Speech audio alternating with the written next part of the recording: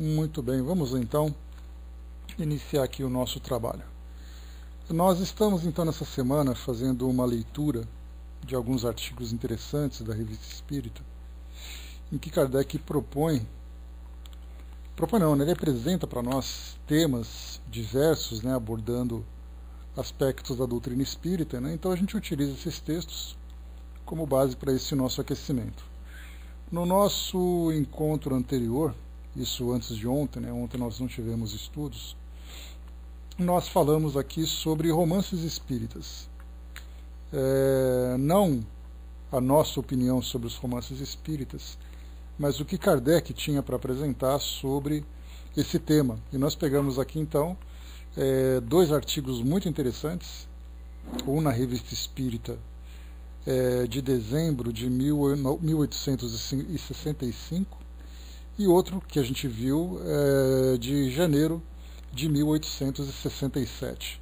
Kardec apresentou 3 livros interessantes, um livro chamado O Espírita, um outro chamado Dupla Vista e o outro O Assassinato da Ponte Vermelha, que são livros publicados, que foram publicados na época, não só na França, mas também em outras regiões, mas que eram de autores encarnados, não eram de desencarnados, não eram psicografias, mas eram romances que traziam elementos que são estudados pela doutrina espírita. E eu achei muito interessante a gente trazer esse tema para os nossos estudos, porque os romances, de um modo geral, eles são uma realidade para os nossos tempos de hoje, dentro do meio espírita. E não apenas romances escritos, mas, por exemplo, as novelas, que nada mais são do que romances que, através da dramaturgia, se transformam em novelas, em filmes, em minisséries. Então, diante desse conflito que existe dentro do meio espírita, entre aqueles que apreciam romances espíritas e aqueles que só estudam as obras espíritas, deixa eu ver aqui. Tá, eu vejo. Eu procuro lá e te falo, Wagner. E aí então, como existe esse conflito entre esses dois segmentos, então é interessante nós pegarmos aquilo que que próprio Kardec fala para nós, e ele já apresentava naquela época uma visão interessante, dizendo que a literatura espírita seria um novo segmento que faria com que o espiritismo se difundisse muito mais. Então ele mesmo era defensor dos romances espíritas, e nesses artigos que nós lemos, ele trouxe para nós trechos, trouxe uma análise, fez ali as suas críticas a respeito daquilo que era condizente com os elementos doutrinários, com aquilo que precisava ser corrigido. Então é exatamente aquilo que nós devemos fazer na atualidade. Bom dia, Angelina. Então, vimos aqui, no nosso último encontro, o assassinato da Ponte Vermelha, trazendo aqui um enredo muito interessante de um homem que roubou um dinheiro, e aí então ele foi atraído por uma mulher sedutora para um determinado lugar, e ali junto com seu amante os dois mataram esse jovem, e aí virou, depois de um certo tempo eles fugiram, ficaram com o dinheiro, e aí então nasceu uma criança a partir da relação deles, e essa criança trazia traços claros daquele jovem que foi assassinado.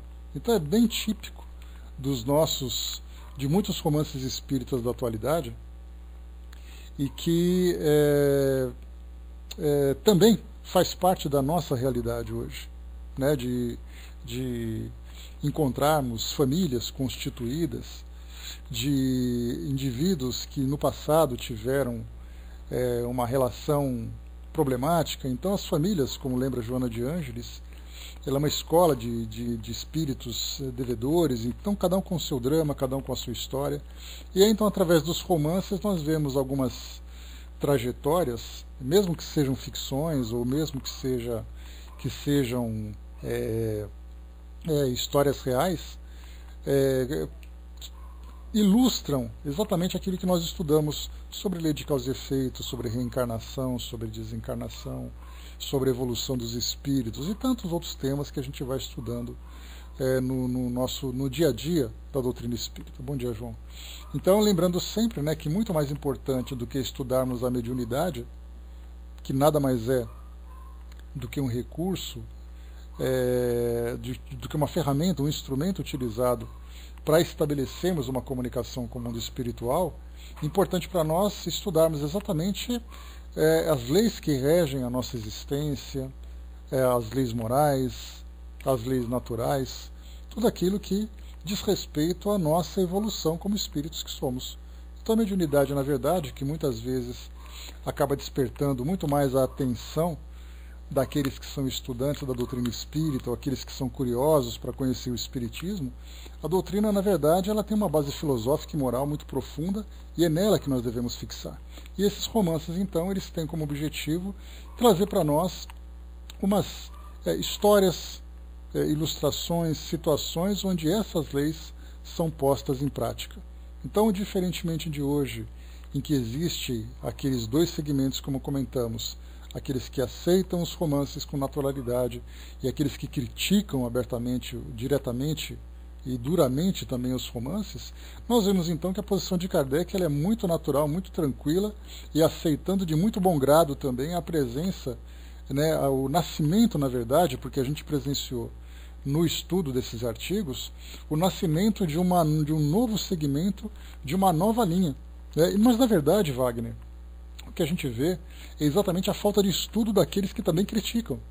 Falam tanto, né, daquela crítica porque o romance é isso, o romance é aquilo, que Kardec não sei o quê, e não leram o que o próprio Kardec fala sobre romances na Revista Espírita. Então, se fizerem uma pesquisa a partir do ano de 1855, com um artigo intitulado Romance Espírita, vai ver exatamente a posição dele, e é extremamente favorável e vista de uma forma muito positiva também o nascimento da literatura espírita, ele chama de literatura espírita. Né? Então, nós vemos assim a posição dele muito natural, exatamente para tornar acessível aquelas pessoas que não têm interesse em se aprofundarem nos estudos espíritas, mas estarem envolvidas dentro dos seus conceitos. Né? Todos nós, praticamente, Mazilda, são raros aqueles que se iniciaram no espiritismo a partir dos estudos das obras básicas. Né? São raros, raríssimos aqueles. Né? E o que eu acho, na verdade, também uma pena que tenham ficado exclusivamente... Bom dia, Cindizinha. Tá certo. Né? Então, é uma pena porque os romances, eles nos ajudam de uma forma muito abrangente a entender exatamente esses conceitos que nós estudamos. Eu também demorei, mas para vocês terem uma ideia, eu comecei a frequentar o Paul Talk. Deixa eu ver, nós estamos com a nossa sala aqui já há 12 anos. Então eu comecei em 2003. 2003. Foi a partir dali que eu conheci Kardec, as obras básicas. E eu lia romances desde 1990, 91. Então eu passei praticamente ali 12, 13 anos lendo romances para somente depois conhecer as obras básicas, conhecer Leon Denis, conhecer outros tantos autores. Porque foi quando eu comecei exatamente a estudar a doutrina espírita. Porque até então eu lia romances espíritas, me considerava espírita pelo fato de ter afinidade com esses conceitos, mas não me colocava como um estudante da doutrina espírita. Né? Pois é, mas exatamente, Wagner, porque a maioria das pessoas que começa a conhecer a doutrina espírita, começa exatamente aquela história, né? Ou você já está introduzido na doutrina espírita e começa a partir dos estudos, ou você, a partir de situações do seu dia a dia, da sua vida, busca a doutrina espírita no seu aspecto consolador e lê um romance, lê uma obra para poder trazer ali um novo ânimo, um certo esclarecimento e tudo mais. Então aqueles que se aproximam da doutrina porque tiveram simpatia ou passaram por algum sofrimento e precisavam de ajuda, geralmente se começa pelos romances. Né? Então, porque você começou a frequentar o centro espírita e a partir dele você começou a estudar. Mas aquela grande maioria das pessoas, como foi o meu caso, em que diante de uma necessidade buscava uma resposta, buscava um esclarecimento e os romances foram chegando, o caminho natural acaba sendo esse. mas são raríssimos aqueles que começaram a conhecer a doutrina espírita pelas obras básicas, né? Então, o Brás colocou aqui, né, vim para um livreto chamado Iniciante Espírita, né? O Brás também é a mesma coisa. Começou ali por uma obra de Kardec e depois foi para Nosso Lar, né? O meu primeiro livro, como eu falei para vocês, foi um livro chamado, a Angelina colocou O Amor Venceu, da Zíbia Gasparetto, né? O Angelina, se não me engano é dela, né? O primeiro livro que eu li foi Motoqueiros do Além, né? Vocês se lembram, né? Psicografias de pessoas que desencarnaram em acidentes motociclísticos e tal. E depois fui para outros tantos romances, né? Então, todos esses livros servem, na verdade, para despertar. Né? O Dudu colocou, né, Lubzang Rampa. Não conheço esse livro, Dudu. Então, é uma forma de chamar a atenção das pessoas, né? A Sandizinha começou Sem Medo de Viver, o livro tibetano, né?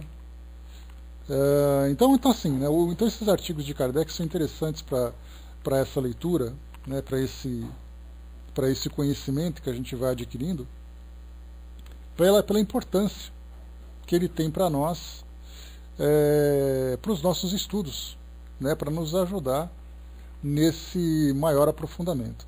Bom, vamos lá então. Eu vou aqui para a Revista Espírita ainda.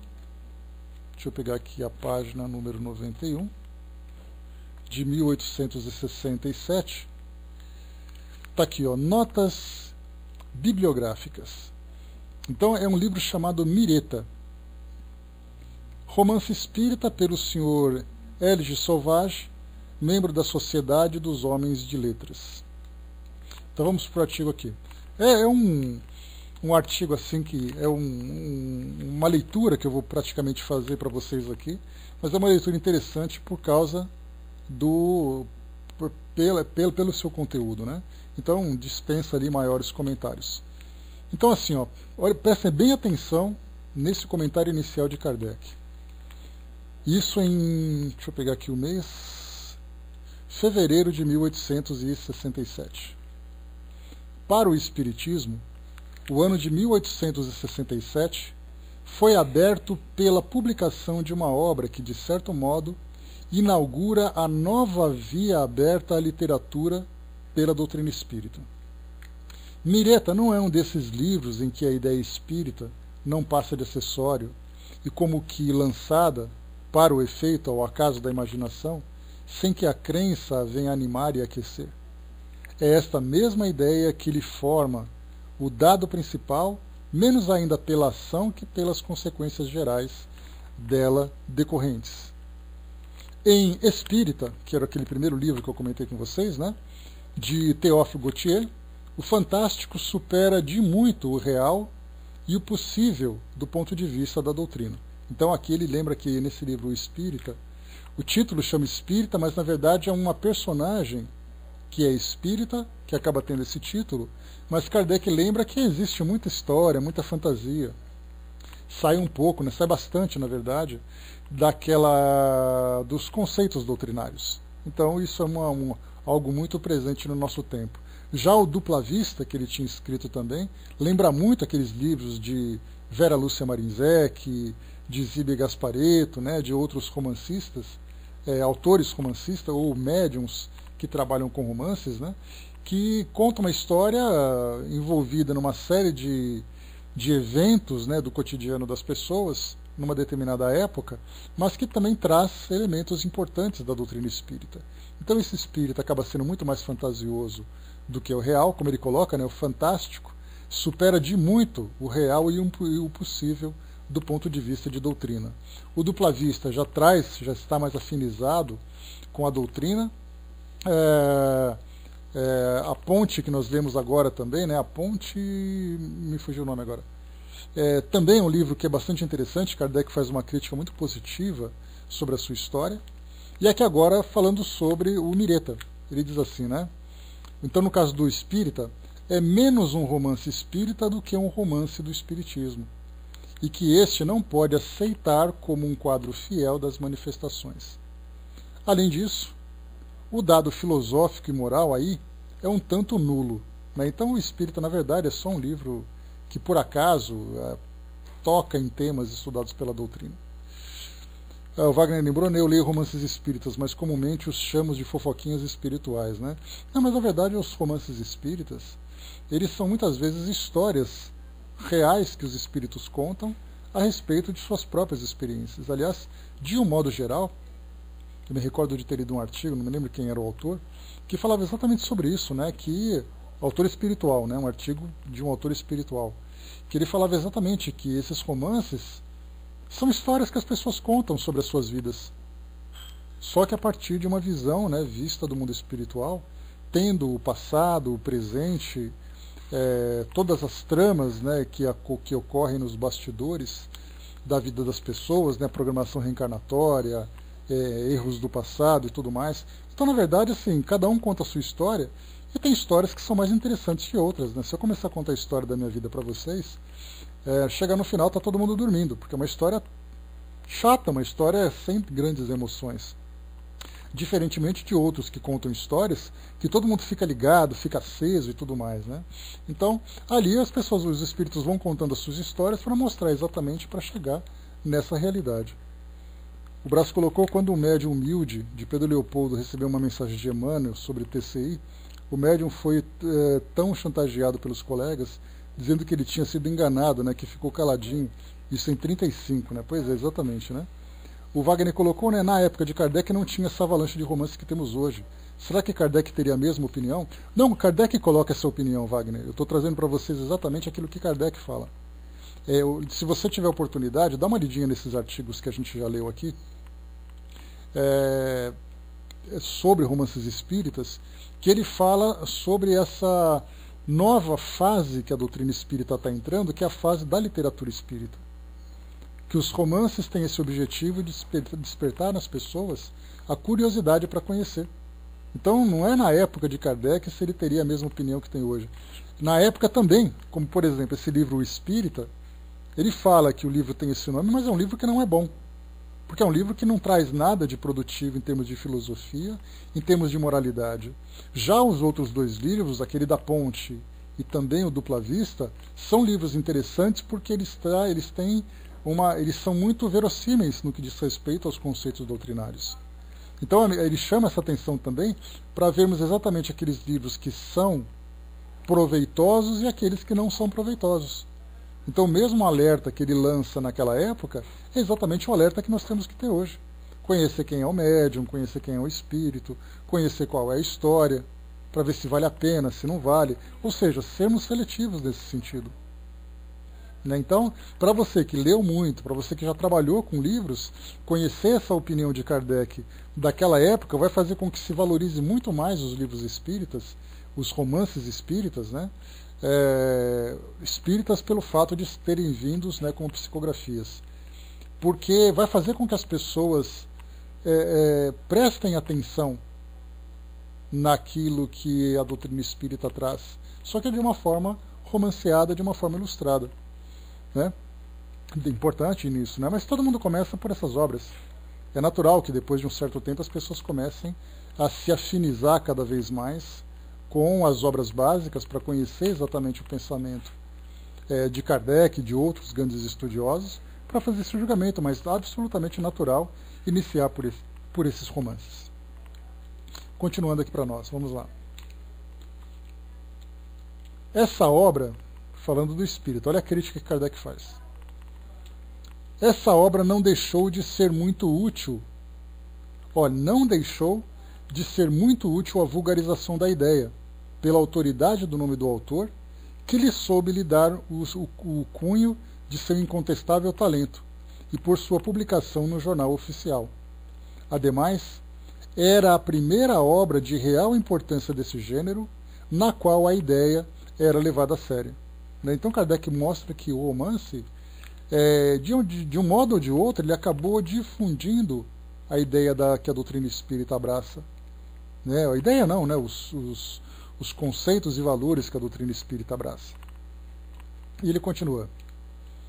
A do Senhor Salvage, que é esse Mireta que nós estamos vendo agora, é concebida num plano inteiramente diverso. É um quadro da vida real, onde nada se afasta do possível e da qual o Espiritismo tudo pode aceitar. É uma história simples, ingênua, que um interesse contínuo e tanto mais atraente quanto tudo aí é natural e verossímil. Aí não se encontram situações romancescas, mas cenas enternecedoras, pensamentos elevados, caracteres traçados conforme a natureza. Também se veem os mais nobres e puros sentimentos, em luta com o egoísmo e a mais sórdida maldade, a fé lutando contra a incredulidade. O estilo é claro, conciso, sem loquacidade, nem acessórios inúteis, nem ornamentos supérfluos e sem pretensões ao efeito.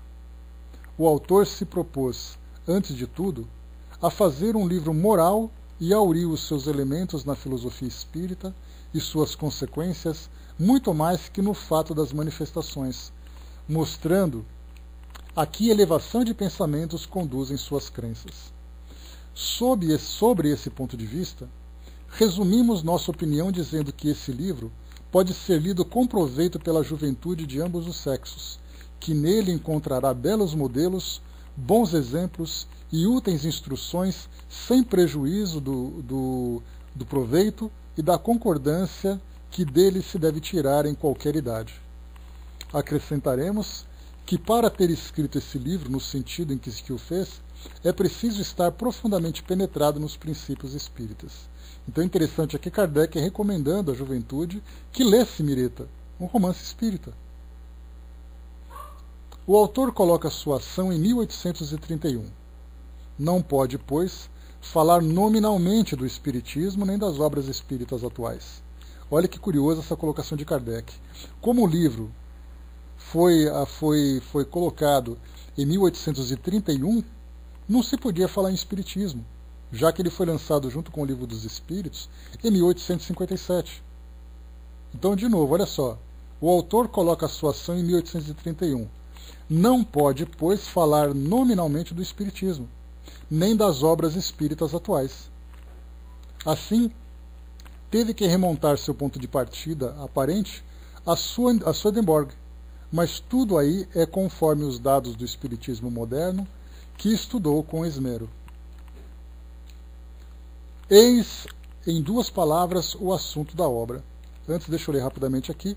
O El colocou para nós, né, algumas pessoas não gostam de romances espíritas, mas não vê problema nos romances de cinema, teatro, literatura, no espírita e TV. Acho que o problema na mente de uns é a junção de palavras romance mais espírita. Acabam parando no rótulo sem analisar o conteúdo dessas obras. Eu concordo, viu, El? Também assim acabam criando assim, uma antipatia, né, no que diz respeito ao romance espírita, mas não se preocupa com o conteúdo, né? Acaba simplesmente tendo um pré-conceito. Tanto que, como nós vimos aqui, Kardec não apenas ele fez uma crítica sobre o livro, isso mostra que ele leu também o livro. Todos esses romances que ele está fazendo críticas, está colocando passagens aqui nos artigos, significa que Kardec leu. Kardec lendo o romance espírita, olha só, que surpresa para muitos. E todo mundo achava que Kardec ficava apenas lendo livros de científico, livros de filosofia e tudo mais, né? E ele então lia, trazia resumos, fazia críticas e publicava e trazia recomendações para que os espíritas também lessem. Muito interessante, né? Curiosa essa informação. Bom dia, Elcio. Tic-tac, bom dia. Vamos lá então, continuando. Eis em duas palavras o assunto da obra. Vamos lá então ao resumo do livro que Kardec traz para nós. O conde de Rouville,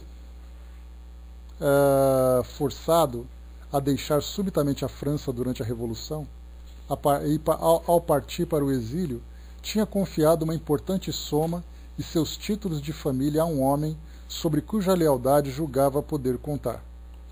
Mas esse homem, abusando de sua confiança, apropria-se da soma com que o enriquece. Quando o emigrado regressa, o depositário declara não o conhecer e nega o depósito. O senhor de Rodeville, privado de todos os recursos por essa infidelidade, morre em desespero, deixando uma filhinha de 3 anos chamada Mireta. A criança é recolhida por um antigo servo da família, que a educa como sua filha. Essa tinha apenas 16 anos quando seu pai adotivo, muito pobre, veio a morrer. Luciano, jovem estudante de direito, de alma grande e nobre, que tinha assistido o velho em seus últimos momentos, tornou-se o protetor de Mireta, deixada sem apoio e sem asilo. Ele a fez admitir em sua casa de sua mãe, ele a faz admitir em casa de sua mãe, rica padeira, mas de coração puro e duro e egoísta. Ora, descobre-se que Luciano é filho do espoliador. Esse último, sabendo mais tarde que Mireta é filha daquele a quem causou a ruína e a morte, cai doente e morre, torturado de remorsos, nas convulsões de terrível agonia. Daí complicações, porque os jovens se amam e acabam se casando. Olha só que novelinha água com açúcar essa. É aquela novelinha das 6 mesmo, né? Um rouba o outro e depois os dois filhos se casam porque se amam. As principais personagens são Luciano e Mireta, duas almas de escola, a mãe de Luciano, o tipo perfeito do egoísmo, de cupidez e de estreiteza de ideias, em luta com o amor materno, o pai de Luciano, exata personificação da consciência perturbada, uma entregadora de pães, vil, má e ciumenta, um velho médico, excelente homem, mas incrédulo e zombador, um estudante de medicina, seu aluno espiritualista, homem de coração e hábil magnetizador, uma sonâmbula muito lúcida e uma irmã de caridade de ideias generosas e elevadas, típico modelo. Sobre essa obra, os ouvimos fazerem a seguinte crítica. A ação começa sem preâmbulo, por um desses fatos de manifestações espontâneas, como se vê em tantos de nossos dias e como consistem em batidas nas paredes. Esses ruídos levam ao encontro de duas principais personagens da história, Luciano e Mireta, o qual se desenrola a seguir. Dizem que o autor deveria ter dado uma explicação do fenômeno para o uso das pessoas estranhas ao espiritismo, cujo ponto de partida não compreendem. Não partilhamos dessa opinião, porque seria preciso dizer outro tanto das cenas de visões estáticas e de sonambulismo. O autor não quis e nem podia, a propósito de um romance, fazer um tratado didático do espiritismo.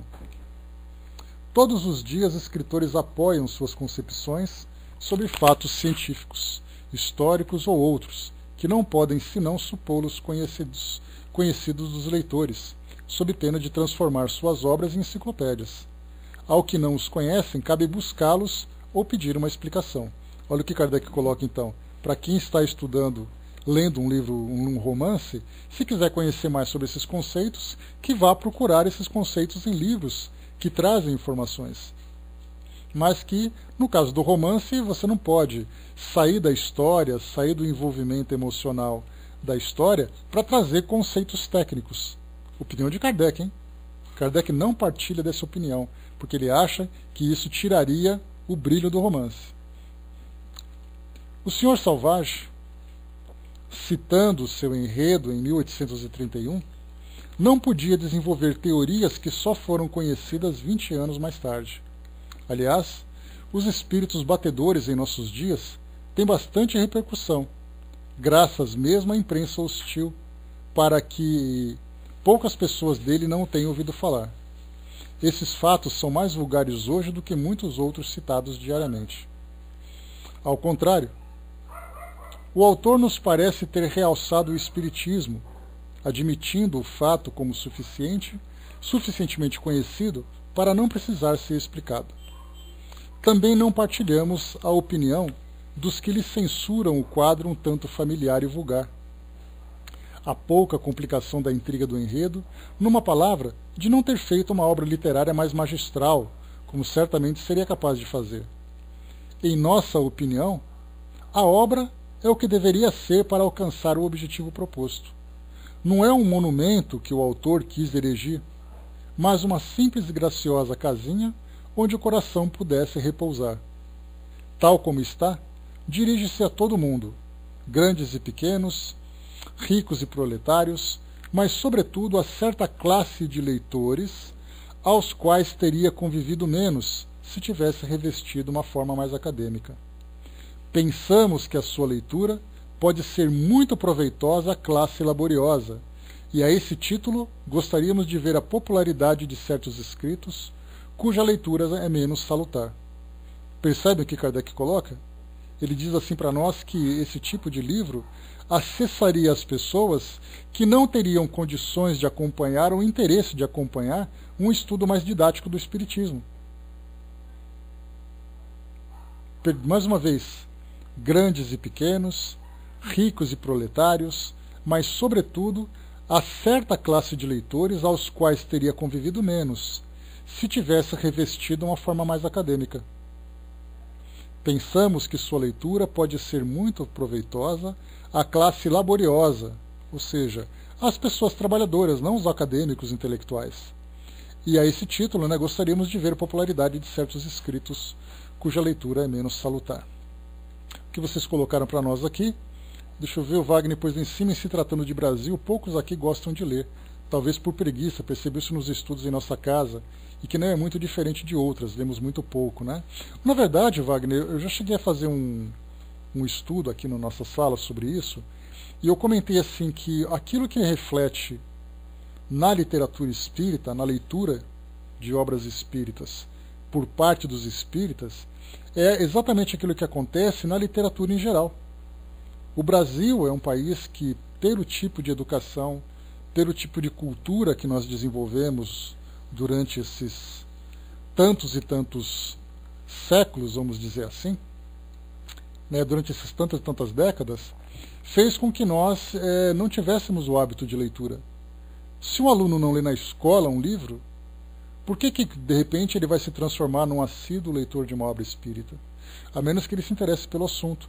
Então, na verdade, o problema da leitura que nós temos dos estudos doutrinários, dos estudos de livros mais técnicos, mais filosóficos, mais científicos, é uma consequência da educação precária que existe no Brasil. Então não é assim uma questão de... Eu não vejo como preguiça, eu vejo como falta de cultura, falta de hábito. Por exemplo, eu tenho alunos que a escola recomenda que eles façam a leitura de 4 livros por ano, um em cada bimestre. A cada 2 meses eles leem um livro ali de 100 páginas, 150 páginas para fazer uma prova e só.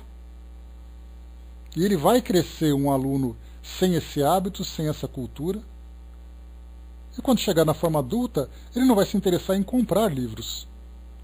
Porque quando ele era jovem, ele não foi educado para a leitura. Então esse é um problema que a gente acaba tendo. Acaba se refletindo também na própria doutrina. O Osmar colocou ali, penso que o problema está em fazer do romance um fundamento para a doutrina. Cabe, então, aos próprios grupos espíritas, Osmar, fazer uma diferenciação. E não simplesmente fazer, porque ou nós aceitamos ou nós criticamos, mas nós não conversamos sobre os romances. Por isso a gente está falando sobre isso hoje. Pegando ali, exato, Elcio? Então nós pegamos artigos de Kardec, vemos a opinião, por que ele tem quais são os prós, quais são os contra. E aí você pode ler sem nenhum tipo de culpa. Ou você pode deixar de ler se você não tiver interesse. Mas a gente tem aqueles que apoiam e aqueles que são contra. Então as pessoas ficam divididas entre esses dois grupos. Se você lê, você é aceito por um e rejeitado por outro. Se você não lê, você é aceito por um e rejeitado por outro. Mas o que significa exatamente? O que esse livro pode te trazer de benefício? Quais são os cuidados que você precisa ter? Isso não é conversado. Nós só vimos críticas e apoio. Críticas e apoio. Não se traz debates. O Wagner, o Braço colocou também, principalmente os dramas de reencarnação gerado por dívida passada, são temas que a gente tem muito, A doutrina espírita dinâmica não estaciona nada no nascedouro, Muitas informações importantes veio do mundo espiritual pós-Kardec, sem dúvida. O Wagner colocou, ler muito desses romances, no mínimo ficará dialético cultural, de tanto ler histórias açucaradas, um diabético, Pois é. Deixa eu ver aqui também, grande observação de Kardec, daí até mesmo assuntos mais científicos da doutrina despertam pouco interesse em relação a outros. Por exemplo, o livro A Gênese é pouco estudado. Pouco estudado por quê? Porque ele sendo um livro científico, você precisa ter uma base científica escolar, acadêmica, para você falar sobre isso. Astronomia, biologia e tantos outros, antropologia, geologia, onde que você estuda isso? Nós não temos essa formação na escola, nós estudamos, Deus sabe a que custo, para passar nas provas. Mas não existe um interesse científico. Basta a gente ver como são tratados os nossos museus, como são tratadas as nossas bibliotecas. E isso vai se refletir em todas as áreas. Então, de repente, você pegar um espírito e fazer ele um ser à parte, dizendo que ele é um indivíduo de autoconhecimento, um autoleitor, sendo que ele saiu do mesmo meio que todo mundo, aí seria muita pretensão nossa, né? Bom dia, Toneca. Bom dia, Vivian. Primeira parte do Livro dos Espíritos, mais científica também. Então a gente vai geralmente para a terceira parte, né? Aquela parte das leis morais que é muito mais interessante. Vamos em frente.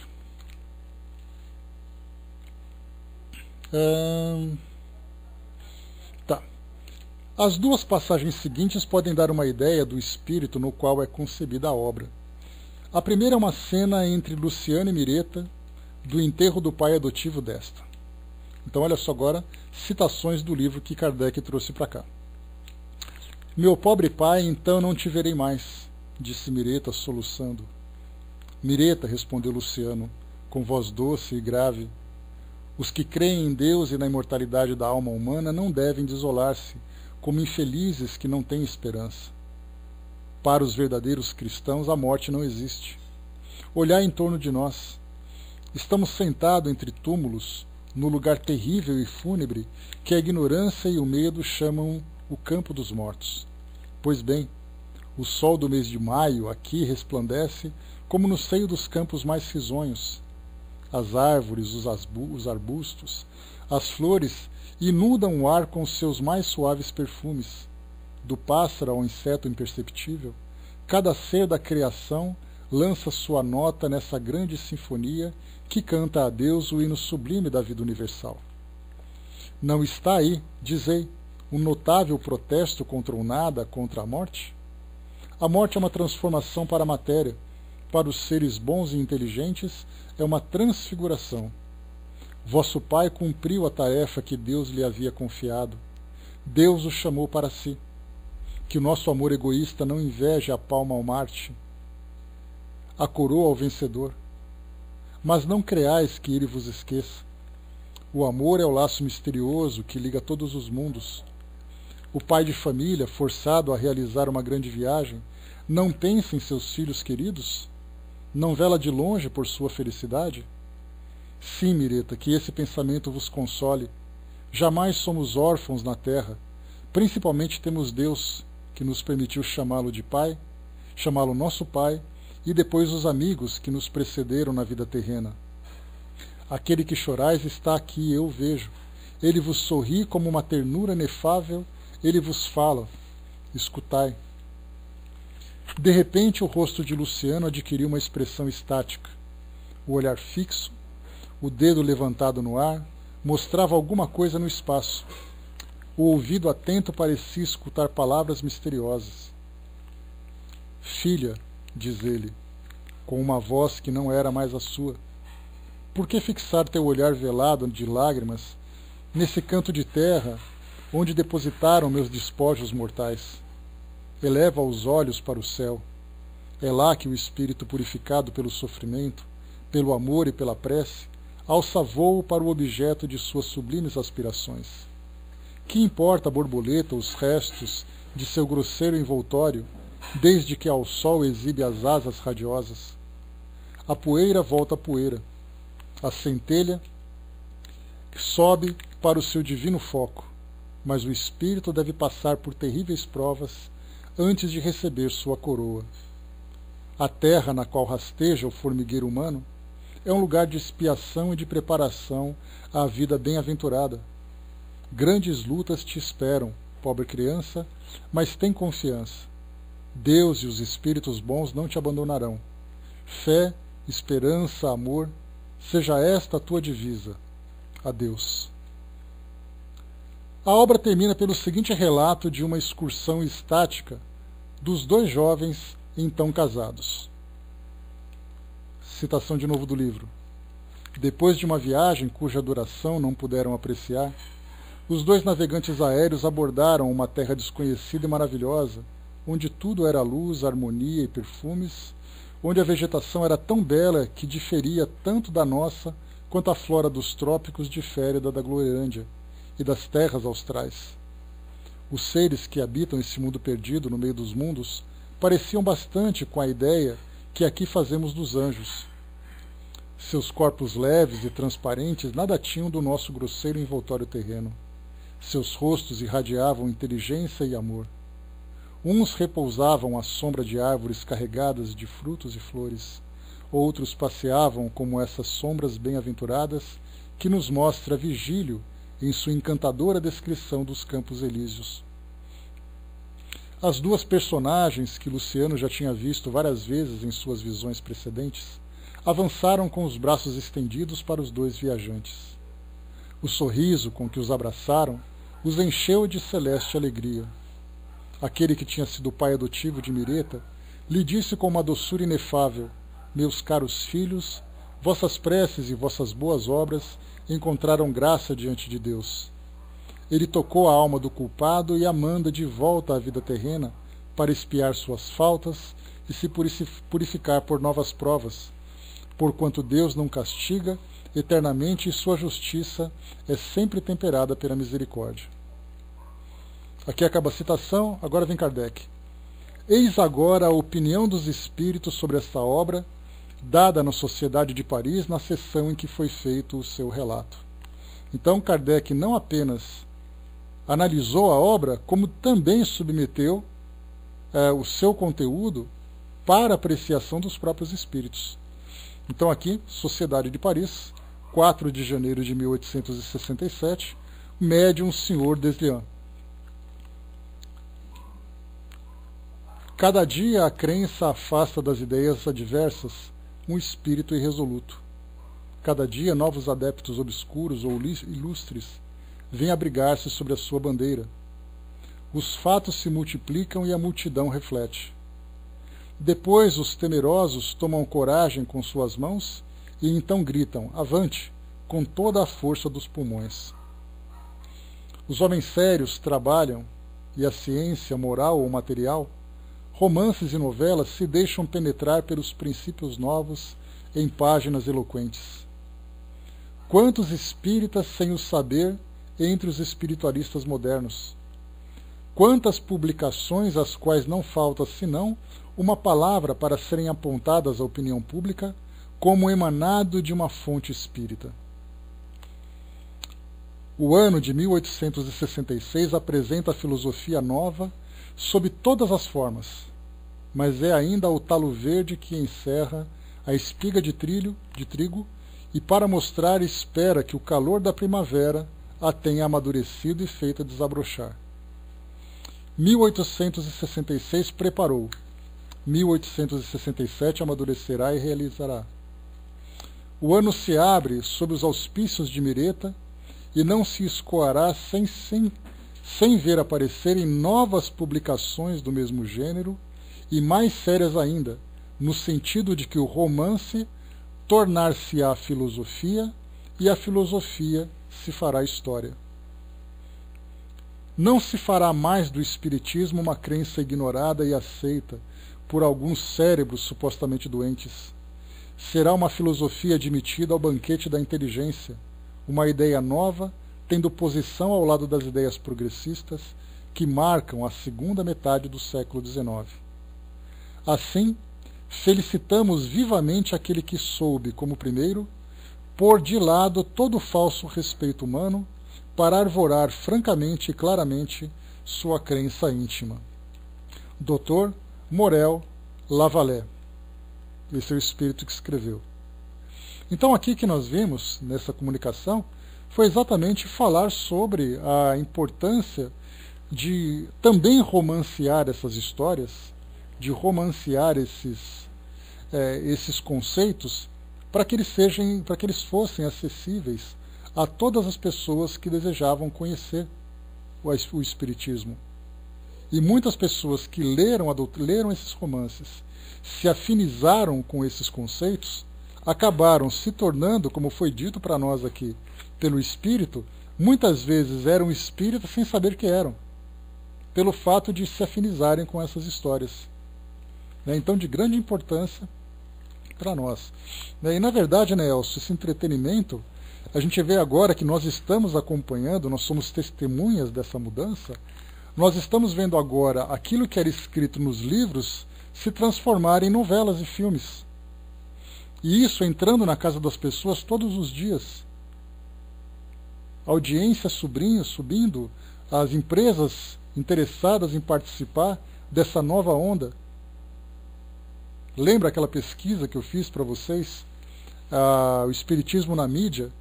E nós começamos a ver os programas interessados em falar sobre o Espiritismo, as publicações, as revistas. Quantas novas fontes surgiram para falar de doutrina espírita, sem necessariamente fazer com que as pessoas se sentassem em uma mesa de estudos para poder estudar os conceitos difíceis que são apresentados pelas obras básicas. Primeiro se interessa pelo tema, depois se aprofunda no assunto. O Wagner colocou, né, que os espíritos nos dizem, né, não violentam a consciência de ninguém. Daí esses temas que falam da reencarnação, da imortalidade, da comunicabilidade, etc. Virem aos poucos, através desses romances, novelas, filmes, preparando essas mentes para uma informação maior. Perfeita a colocação, Wagner.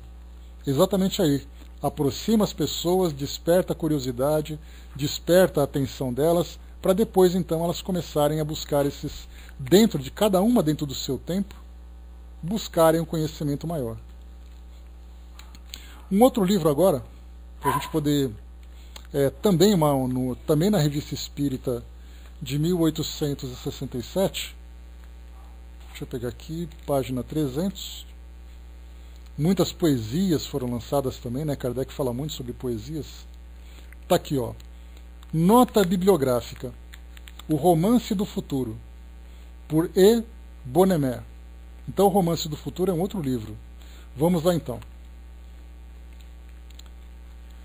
No ano passado, os espíritos nos haviam dito que, em breve, a literatura entraria na via do espiritismo e que, em 1867, veria aparecer em várias obras importantes. Com efeito, pouco depois apareceu o Espírita, de Théophile Gautier. Como dissemos, era menos um romance espírita que o romance do Espiritismo, mas que teve a sua importância pelo nome do autor. Vem a seguir, no começo deste ano, a tocante e graciosa história de Mireta. Nessa ocasião, o espírito moral Laver disse na sociedade, aí ele vai colocar aqui um trechinho daquela psicografia, né? O ano de 1866 apresenta filosofia nova sob todas as formas, mas é ainda o talo verde que encerra a espiga. Vai com Deus, um abraço, Wagner, depois eu passo para você que você pediu, tá? Até mais. Mas é ainda o talo verde que encerra a espiga de milho, de trigo, e para o mostrar, espera que o calor da primavera a tenha amadurecido e desabrochado. 1866 preparou, 1867 amadurecerá e realizará. O ano se inicia sob o auspícios de Mireta, e não se escoará sem ver aparecerem novas publicações do mesmo gênero, e mais sérias ainda, em que o romance se fará filosofia e a filosofia se fará história. Então, para nós que estudamos e temos oportunidade de ter contato com essas informações, aquilo que nós vemos hoje nas bibliotecas, nas livrarias, sobre romances espíritas, foi marcado no ano de 1866, com essa obra Mireta. Então, quando perguntar assim, quando a gente fala de Nosso Lar não foi o primeiro. O primeiro livro considerado espírita foi esse Mireta que Kardec fez crítica em 66. Então não foi Nosso Lar, não foi livros de Manuel Filomeno de Miranda, não foi Zíbia Gasparetto. Kardec leu um romance espírita e publicou e divulgou em 1866. E os espíritos na sociedade endossaram essa iniciativa, dizendo que seria o início de um novo caminho, de um novo canal de comunicação, utilizando uma expressão atual, um novo canal de comunicação do espiritismo com as pessoas, com a sociedade. 1866. 1867, a grande publicação de Mireta. E continua aqui o artigo para nós. Essas palavras proféticas se realizam. Temos como certo que uma obra importante aparecerá em breve. Não será um romance, que pode ser considerado como uma obra de imaginação e de fantasia, mas a filosofia mesmo do Espiritismo, altamente proclamada e desenvolvida por um nome que poderá fazer refletirem os que pretendem que todos os partidários do Espiritismo são loucos. Olha só, a gente poderia até dar uma viajada nessa história, quando ele fala assim para nós que vai surgir um livro num futuro que vai ter tanta importância que muito mais do que um romance considerado fruto da imaginação, faz parte da própria filosofia do Espiritismo. A gente poderia dizer que seria a abertura a partir de Nosso Lar, que viria a ser publicado algumas décadas depois. Especulação, claro, não é? Esperando, eis uma obra de que o romance só tem um nome, porque a intriga aí é quase nula e é apenas um quadro para desenvolver, sob a forma de conversas, os mais altos pensamentos da filosofia moral, social e religiosa. Olha o título do livro aqui, Elcio. O título de Romance do Futuro não lhe parece ter sido dado senão por alusão às ideias que regerão a sociedade no futuro e que no momento apenas estarão no estado de romance. O Espiritismo aí não é citado, mas pode tanto melhor reivindicar suas ideias, quanto em sua maioria parecem colhidas textualmente da doutrina, e que se algumas delas se afastam um pouco, são um pequeno número e não tocam o fundo da questão. O autor admite a pluralidade das existências, não só como racional, conforme a justiça de Deus, mas como necessária, indispensável ao progresso da alma e adquirida pela sã filosofia. Mas o autor parece inclinado a crer, embora não o diga claramente, que a sucessão das existências se realize antes de mundo a mundo, do que no mesmo meio, porque não fala de modo explícito das múltiplas existências no mesmo mundo, não obstante essa ideia possa ser subentendida. Talvez aí esteja um dos pontos mais divergentes, mas que, aliás, absolutamente não prejudica o fundo, pois, em última análise, o princípio seria o mesmo. Né? Bom dia, Miriam. Aqui ele fala, por exemplo, o autor desse livro, Romance do Futuro, fala que as reencarnações se dariam em cada mundo. Ele vai progredindo de mundo em mundo. Sendo que, na verdade, pode acontecer, como Kardec lembrou, que geralmente acontece, de nós reencarnarmos no mesmo mundo em condições diferentes. Então, essa é uma das divergências que ele coloca de um modo geral, mas que, na verdade, no fundo, acaba tendo o mesmo princípio. Assim, essa obra pode ser posta na classe dos livros mais sérios, destinados a vulgarizar os princípios filosóficos da doutrina no mundo literário, no qual o autor tem uma posição notável. Disseram-nos que, quando o escreveu, não conhecia o Espiritismo. Isso parece difícil, mas se é assim, seria uma das provas mais retumbantes da fermentação espontânea das ideias e de seu poder irresistível, porque o acaso sozinho não faz encontrar tantos pesquisadores no mesmo terreno. O prefácio não é a parte menos curiosa deste livro. O autor aí explica a origem de seu manuscrito. E ele diz assim, então, abre aspas. Qual é, pergunta ele, a minha colaboração no Romance do Futuro? Somos 2 ou 3, ou o autor se chama Legião? Deixo essas coisas à apreciação do leitor. Depois de que ele tiver contado uma aventura muito verídica, conquanto tenha todas as aparências de uma história de outro mundo.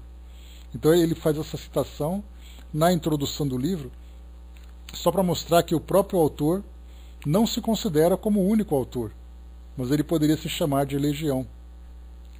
Kardec diz assim, então, tendo parado um dia em modesto vilarejo na Bretanha, A proprietária do albergue lhe contou que havia na região um jovem que fazia coisas extraordinárias, verdadeiros milagres. Disse ela, sem nada ter aprendido, ele sabe mais que o reitor, o médico e o tabelião juntos, e mais do que todos os feiticeiros reunidos. Fecha-se todas as manhãs em seu quarto, vê-se sua lâmpada através das cortinas, porque ele precisa da lâmpada, mesmo de dia. Então escreve coisas que ninguém jamais viu, mas que são sublimes. Anuncia com 6 meses de antecedência o dia, a hora, o minuto em que cairá nos seus grandes acessos de feitiçaria. Uma vez que disse ou escreveu, nada mais sabe, mas é verdadeiro como a palavra do Evangelho e infalível como a decisão do Papa em Roma. Cura à primeira vista, sem cobrar, àqueles que lhe são simpáticos, e as barbas do médico, os doentes que não têm cura, mesmo cobrando. E as barbas do médico, né? Os doentes que este não cura, mesmo cobrando. O senhor reitor diz que não pode ser senão o diabo que lhe dá o poder de curar aquele a quem o bom Deus envia doenças para o seu bem, a fim de os provar e os castigar. Fui vê-lo, acrescenta o autor, e minha boa estrela quis que eu lhe fosse simpático. Era um rapaz de 25 anos, ao qual seu pai, rico camponês do cantão, tinha propiciado uma certa educação, a despeito do que disse a minha hospedeira. Simples, melancólico e sonhador, levando a bondade até a excelência e dotado de um temperamento no qual o sistema nervoso dominava sem contrapeso. Levantava-se ao amanhecer, presa de uma febre de inspiração que não podia dominar, e espalhava abundantemente sobre o papel, às vezes contra a vontade, sem se dar conta, as estranhas ideias que germinavam por si mesmas em seu cérebro. Viu a obra. No espaço de 1 hora, ele cobria invariavelmente o seu caderno com 15 ou 16 páginas de escrita sem hesitação, sem rasuras, sem se deter um segundo à busca de uma ideia, uma frase, uma palavra. Era uma torneira aberta, de onde a inspiração se escoava em jato quase igual. Absolutamente mudo durante essas horas de trabalho obstinado, dentes cerrados e lábios contraídos, a palavra lhe vindo num instante em que o relógio batia a hora de retomada dos trabalhos campestres. Voltava então à vida de todo mundo, e tudo quanto acabava de pensar ou escrever durante essas 2 ou 3 horas de uma outra existência, pouco a pouco se apagava de sua memória, como o sono que se desvanece e desaparece à medida que se desperta. No dia seguinte, expulso da cama por uma força invencível, entregava-se à obra e continuava a frase ou a palavra começada no dia anterior.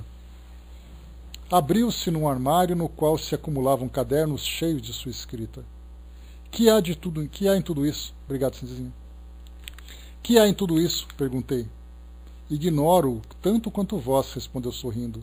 Mas como vós vê tudo isso? Como vós veem tudo isso? Como vos vem tudo isso? Não posso senão repetir a mesma resposta. Ignoro tanto quanto vós. Por vezes sinto que está em mim. Outras vezes escuto o que me dizem. Então, sem ter consciência, sem ouvir o ruído de minhas próprias palavras, eu o repito aos que me cercam ou escrevo. Isso constituía cerca de 17.000 páginas escritas em 4 anos. Aí se achavam uma centena de novelas e romances, tratados sobre diversos assuntos, receitas médicas e outras máximas, etc. Notei sobretudo isso. Essas coisas me são reveladas a mim, simples de espírito de instrução, porque nada sabendo, nada tendo a respeito, ideias preconcebidas, estou mais apto a assimilar ideias alheias. Os seres superiores, partidos primeiro, depurados ainda pela transformação, vêm envolver-me e me dizer: dão-vos tudo o que não se aprende e que pode esclarecer o mundo, onde ao partir deixamos a nossa marca inapagável. Mas é preciso reservar sua parte no trabalho pessoal, sem usurpar a ciência adquirida, nem o trabalho que cada um pode e deve fazer. Nessa enorme confusão, escolhi um simples idílio, obra de fantasia, estranha e impossível, e no qual são lançados, sob uma forma mais ou menos ligeira, as bases de uma nova cosmogonia inteira. Nesses cadernos, o estudo tinha como título a unidade, que julguei dever substituir pelo de Romance do Futuro. Eis os elementos principais do enredo. Aí Kardec então descrevendo para nós qual era o enredo do Romance do Futuro. Paul de Villeblanc morava na Normandia. Paul de Villeblanc morava na Normandia com seu pai nas ruínas de um velho castelo, outrora residência senhorial de sua família, arruinada e dispersa pela Revolução. Era um rapaz de uns 20 anos, de grande inteligência, ideias mais largas e mais avançadas, e que tinha posto de lado todos os preconceitos de raça. No mesmo cantão, vivia uma velha marquesa muito devota, que, para resgatar os pecados e salvar sua alma, tinha imaginado tirar da miséria e da abjeção social uma pequena cigana para dela fazer uma religiosa. Dessa maneira, pensava ela, estaria certa de ter alguém que, por reconhecimento e por dever, por ela orasse incessantemente durante a vida e após a morte. Essa mocinha era, pois, educada no convento, desde cerca de 8 anos, e esperando que tomasse o hábito, vinha de 2 em 2 anos passar 6 semanas em casa de sua benfeitora. Mas a jovem, de rara inteligência, tinha intuitivamente, sobre muitas coisas, ideias às alturas das de Paul. Estava então com 16 anos. Numa de suas férias, os dois jovens se encontram, ligam-se por uma afeição, toda fraterna, e têm conversas em que Paul desenvolve à sua inteligente companheira princípios filosóficos novos para ela, mas que ela compreende sem esforço, e por vezes leva vantagem. Essas duas almas de escola estão à altura uma da outra. O romance acaba em casamento, como é de justiça, mas aí está apenas um pretexto para dar uma lição prática sobre um dos pontos mais importantes da ordem social e dos preconceitos de casta. Inscrevemos com muito gosto esse livro no rol dos que são úteis propagar e que tem seu lugar marcado na Biblioteca dos Espíritas. Olha que legal, né? Kardec dando uma dica de que livro que a gente pode ter na biblioteca. Então tá aí Mireta e Romance do Futuro. São essas conversas que fazem o enredo principal do livro. O resto não passa de um quadro muito simples para a exposição das ideias que um dia devem prevalecer na sociedade. Observem aqui o que Kardec coloca, que os romances, na verdade, são muitas vezes observados o lugar, as personagens, o que eles estão vivendo e coisa e tal, mas não se presta atenção na essência do ensinamento. Então, assim, são essas conversas que fazem o enredo principal do livro.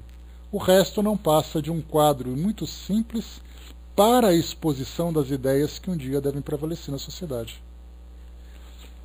Para referir tudo o que, desse ponto de vista, mereceria sê-lo, seria preciso citar a metade da obra. Reproduzimos apenas alguns dos pensamentos que poderão fazer julgar do espírito no qual ela foi concebida. Deixa eu ver aqui. E aqui tem muitas passagens que não vai dar para a gente ler hoje. Deixa eu ver aqui rapidamente. Aqui, patã. Só um instantinho. Fala sobre sonhos e tal.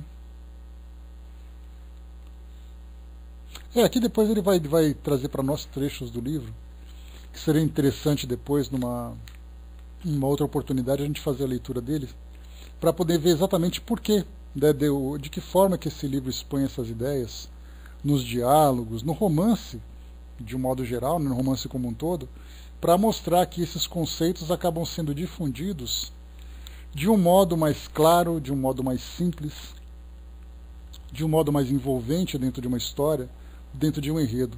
Então, o que eu trouxe para vocês aqui foi uma parte só, né, dessa passagem. Depois, mais para frente, num outro artigo, que a gente pode ler numa outra oportunidade, Kardec, então, ele faz esse comentário nesse artigo. Esse artigo, ele é, então, publicado na Revista Espírita. O autor do livro, do Romance do Futuro, lê esse artigo e entra em contato com Kardec. E fala para ele que ele é Kardec o classifica como sendo um médium inconsciente, e ele conta nessa carta, na carta que é enviada a Kardec, de que modo que o romance surgiu.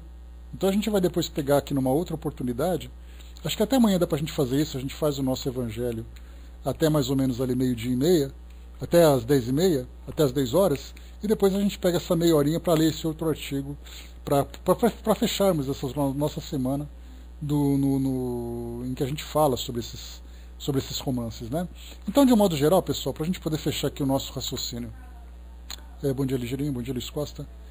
Então, de um modo geral, né, a importância de estudarmos esse tema é exatamente mostrarmos que esse segmento que foi lançado lá em 1866, com aquele livro inicial que não era tão espírita assim, mas que depois veio de uma forma muito sólida através do livro Mireta, em 1867, foi ali que começou então essa nova fase da doutrina, de divulgação da doutrina espírita, que é divulgar através da literatura, através desses romances. Então, sempre que pensarmos qual é a nossa opinião de romances espíritas, Osmar, está aqui na Revista Espírita de 1865, 66 e 67. Precisamente em 65 e 66. Tá? Ali vocês podem pegar, então, ler. De onde eu tirei essas informações, você fala, para poder estudar com vocês, peguei pelo índice. Né? Como essa semana para nós aqui ela é um pouco mais de aquecimento, mais de bate-papo, então eu abri o índice da Revista Espírita, que tem todas as edições, que é um catálogo que eu tenho, e eu fui procurando temas interessantes, né, que podem nos ajudar no nosso debate. E aí então eu passei exatamente pela expressão romance espírita. Aí eu parei para ler um pouquinho e falei, bom, deixa eu pegar isso daqui, que isso aqui vai ser legal para a gente trazer, porque a Revista Espírita ela é um livro muito interessante, ela é uma coleção muito interessante, mas muito pouco conhecida. Porque na verdade nós tiramos pequenos pedaços dela para poder estudar, para nos ajudar no nosso no aprofundamento de determinados temas, mas a revista em si, por si só, ela é muito pouco aproveitada.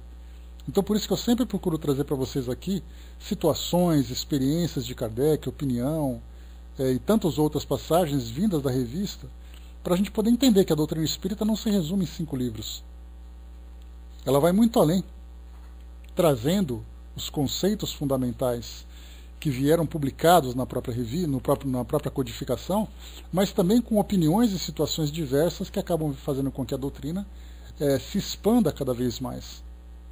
Não somente através de Kardec, como nós percebemos, mas através de outros estudiosos, outros autores e tudo mais. Tá? Então, está aí para nós esse nosso tema de hoje.